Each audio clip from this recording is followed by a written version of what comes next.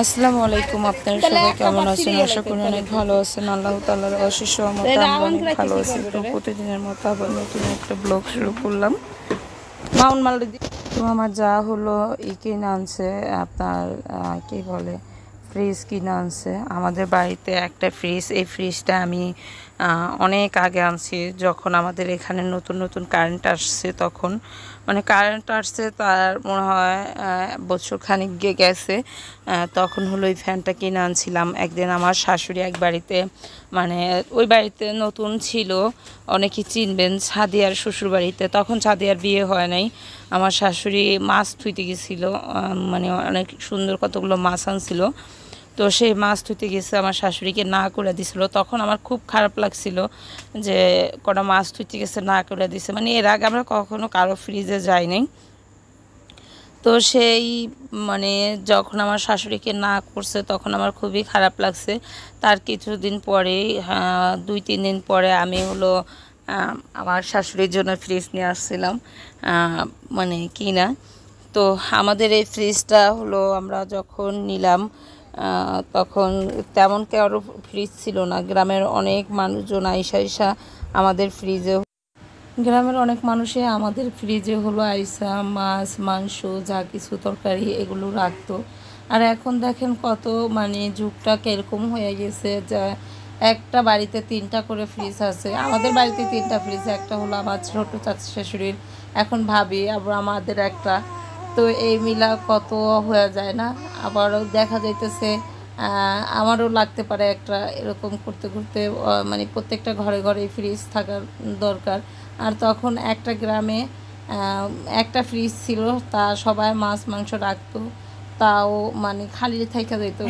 আর এখন মানুষ কত আপডেট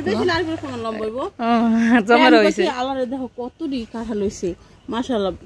মা কাঁঠাল বেঁচে থাকলে মানে গাছটা ভেঙে দেবো। কি 3টা বোর্ডে লাগাইছে জানেন কত তো নজর খারাপ রে, আমি কি করছি কত নজর দিলে কাঁঠাল গাছটা ভেঙে পড়ে যাবে সত্যি সত্যি। তো নজর টজর দেবো আমি করছি একটা বোর্ডের লগে 3টা 4টা হইছে, 3টা 4টা হইছে একটা বোর্ডের লগে। এই যে বোর্ডটার লগে 3-4টা হইছে। সব গাছ হইতো হাগো এমনই জড়াই হইছে, জড়াইলে কি হাগো কাঁঠাল খাইতে না, আঙ্গো তো একটা করেই হয়, হাগো তো সময় মতো খাইতে না। ওই যে 3টা খাওয়া জায়গা না, উপরেও 3টা করে হইছে, আবার এই যে এদিকে হইছে। এটা না ওটা জানি কাঁঠাল বেশি মজা, এটার আমার কাঁঠাল মজা মনে হয়। এটার একটা কিনা নিয়ে খাইছিলাম একবার, এটার কাঁঠাল দেখলাম। এই দেখেন প্রজাপতি উঠতেছে, হইব বৃষ্টি না। হ্যাঁ কাঁঠাল বেশি হয়েছে এর লিগে। এই যে কইছি না দরজা আটকাই থিব, এখন এই প্রমাণ দিল দরজাটা আটকাই হয়। দুপুর বেলা আটকাইব, কেমন ই বেলায় আটকাই দিল। খোলেন নাই ফ্রিজ, কোন হানে লাগাইলা? ইয়ের লগে মেন মিটারের লগে তুমি সুইচ দিয়ে দিলা? মিস্ত্রি বাইরে ওর কাম করতে আইছে, কালকে 3 ঘন্টা কাম করে আইছে বুঝছেন ভাবি। কাম করে আইয়া মনে করেন মানে দুপুরে ভাত খাই গেছে, 2:30 বাজে গেছে। আর এসে রাজান দিছে আর আইছে হে মনে করেন তলাইয়া মলাইয়া মানে এক খার হয়ে গেছে গা। এতগুলো মাথা পিছে ফিরিয়ে নি ওর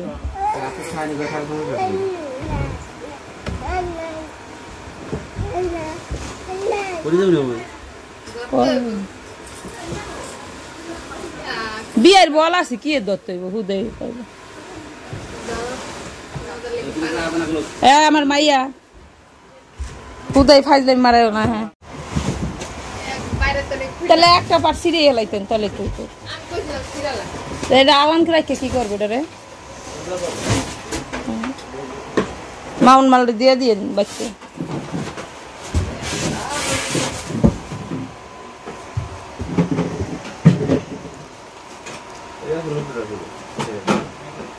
খুললা খাইলা হাসে ই করে গোসল করায় শুরু ডাইল খয়েরি না।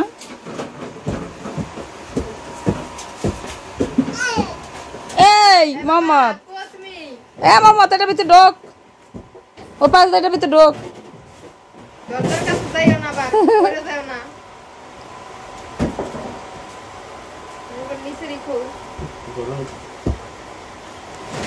কই যাও গা?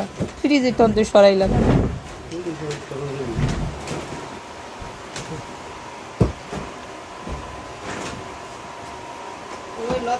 ওরা থাকলে কি সমস্যা?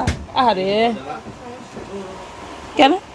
তাড়াতাড়ি জায়গা মমতার গাড়ি তুলছো?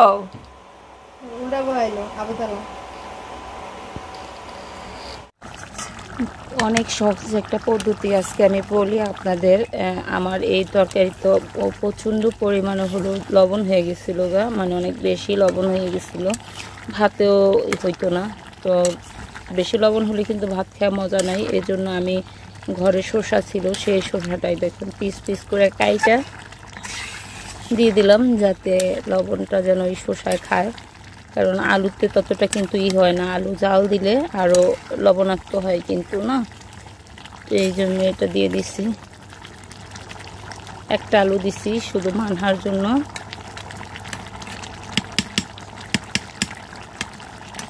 এই পদ্ধতিটা আমাকে এখন শেখানো হলো আমার চাচা শ্বশুর, আমি যে এটাকে দিলাম। আর আমি যেটা দিয়ে জাল দিই দেখেন, এটা হলো ভুট্টার, যেই দেখছেন কদিন আগে ভুট্টার গোড়া ভাঙাই, সেই গোড়াগুলো কিচ্ছু লাগে না, মানে শুধু ওই ভুট্টার গুঁড়া দিয়ে দিলেই নুন আগুন জ্বলে, মানে একদম।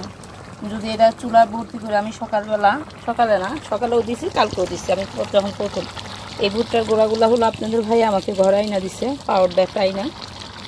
তো এখান দিয়ে মুখ দিয়ে যাইয়া প্রত্যেকটা ভুট্টার গোড়া মানে আস্তে আস্তে ঢুকতে আপনার এই চুলা পুরো ভরে গেছে। তো আমি আবার উঠাই নাই, সেটার ভিতরে হলো আমি আগুন জ্বালাই দিচ্ছি একটু খড়ি দিয়া।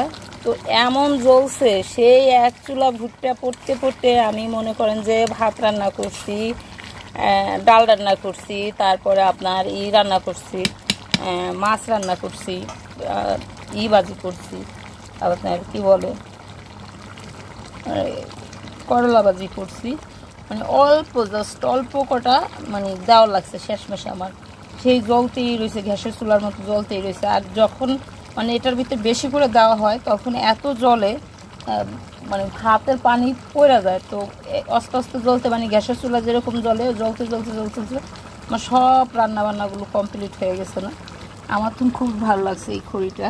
আমার মনে হয় যে আমি যদি পরবর্তী ভাত যদি করি, মানে সময় যদি আলোটি করি, তাহলে এই যে ভুট্টার গোড়ার জন্য আমি ভুট্টা বুনবো। আমার এরকম মনে হইলো যে খড়ির জন্য এটা অনেকটা পারফেক্ট। কীভাবে জ্বলতেছে দেখতেই পাচ্ছেন, এই যে ভুট্টার গুঁড়াগুলো করা অনেক কি সুন্দর করে জ্বলতেছে, ভালো লাগতেছে না? মানে আমার বেশি লাগবে সমান লম্বাইবো আলাদা। দেখো কতটি কাঁঠাল হয়েছে, মাশাআল্লাহ। মা কাঁঠাল বাইচে থাকলে মানে গাছটা ভেঙে দেবো। কি 3টা বোর্ডে লাগাইছে না জানেন? কত নজর খারাপ হয়, ক্যাম্প কি করছি, কত নজর দিলে কাঁঠাল গাছটা ভেঙে পড়ে যাবে সত্যি সত্যি। তো নজর টজর দেবো আমি করছি। একটা বোর্ডের লগে 3টা 4টা হয়েছে, 3টা 4টা হয়েছে একটা বোর্ডের লগে। এই যে বোর্ডটার লগে 3 4টা হয়েছে। সব গাছ হইতে হবে এমন জড়াই হয়েছে, আঙ্গুর তো একটা করে হয়, উপরেও 3টা করে হয়েছে, আবার এই যে এদিকে হয়েছে। এটার আমার কাঁঠাল মজা মনে হয়, এটার একটা কিনা নিয়ে খাইছিলাম একবার। কাঁঠাল দেখলাম, এই দেখেন প্রজাপতি উঠতেছে, হইব বৃষ্টি না। হ্যাঁ কাঁঠাল বেশি হয়েছে এর লিগে। তো এইখানে হলো আম দিয়ে আজকে ডাল রান্না করবো, এই জন্য আম কেটে নিচ্ছি। আর এই যে দেখেন ডাল বসাই দিছি। এই তো কে আইছে আল্লাহ রে, এমন গামাইয়া কই আসিল রে নিয়ে বইয়া? হ্যাঁ ও তো গামাই গেছে গা, ডর লাগে না। এই কুল সমুখানি করছি, খড়ি জাল জ্বলাইছি। সব কুত্তা বাচ্চা নই আর হ্যাঁ সে বহন লাগে, মানে সবকিছু আগে বাজবুজ কইরা কি না বাজে না।